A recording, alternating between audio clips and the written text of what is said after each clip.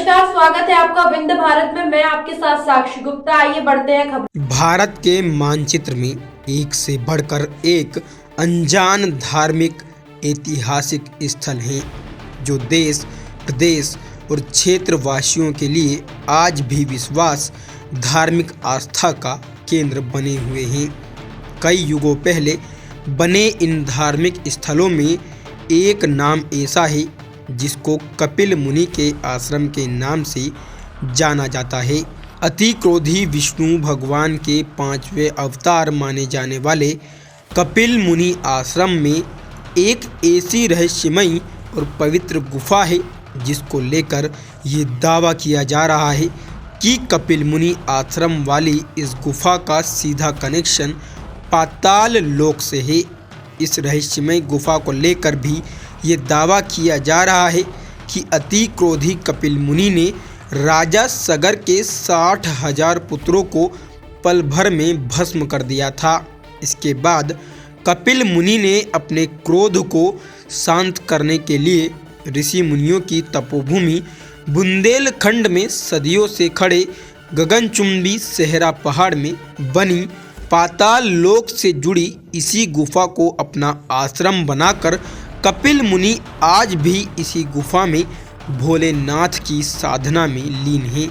आखिर क्यों कपिल मुनि के आश्रम में बनी इस रहस्यमयी गुफा का सीधा कनेक्शन पाताल लोक से माना जा रहा है, तो चलिए आपको बताते हैं। जी हाँ, हम बात कर रहे हैं उत्तर प्रदेश के झांसी जिले में स्थित सेवरा पहाड़ की, जो झांसी शहर मुख्यालय से तकरीबन 75 किलोमीटर दूर अमरोख ग्राम पंचायत में स्थित इस पहाड़ पर शिव जी का मंदिर बना है जो कपिल मुनि आश्रम के नाम से विख्यात है।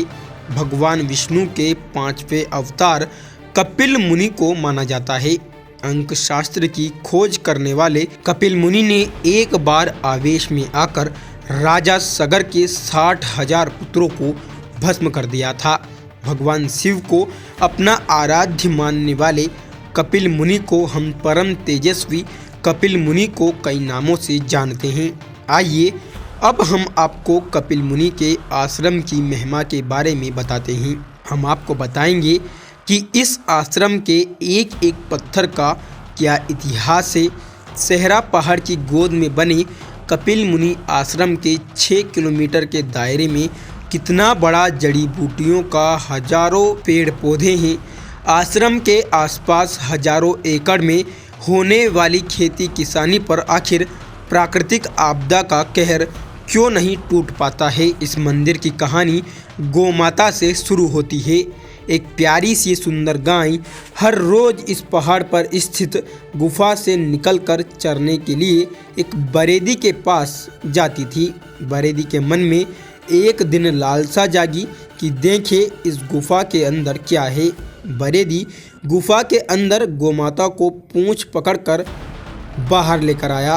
वह बरेडी मतलब गडरिया एक सुंदर सा आश्रम देखकर हैरत में पड़ गया और उसमें एक महात्मा बैठे हुए मिले।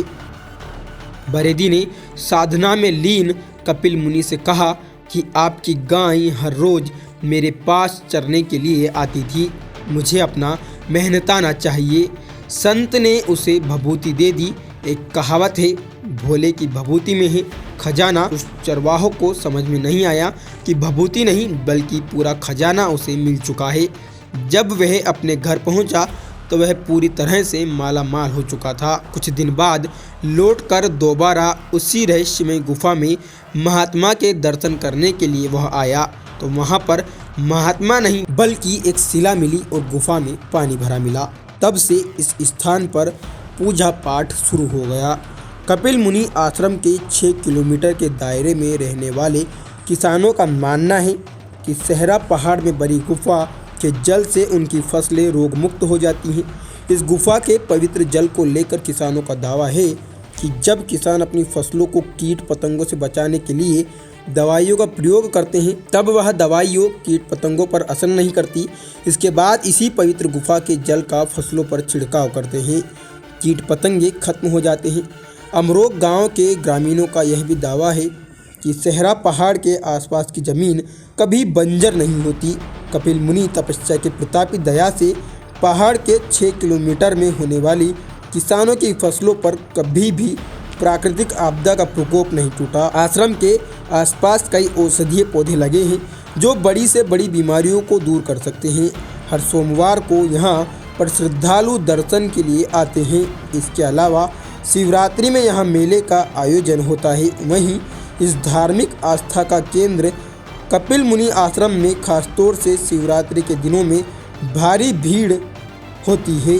भक्तों का दावा है कि इस कपिल मुनि के आश्रम में आने के बाद भोले शंकर की पूजा अर्चना करने के साथ साथ आश्रम में बनी रहस्यमय गुफा के अंदर के पानी को पीने से ही भक्तों का हर संकट दूर। फिलहाल के लिए इतना ही। खबरों का सिलसिला लगातार जारी है, बने रहिए हमारे साथ। नमस्कार।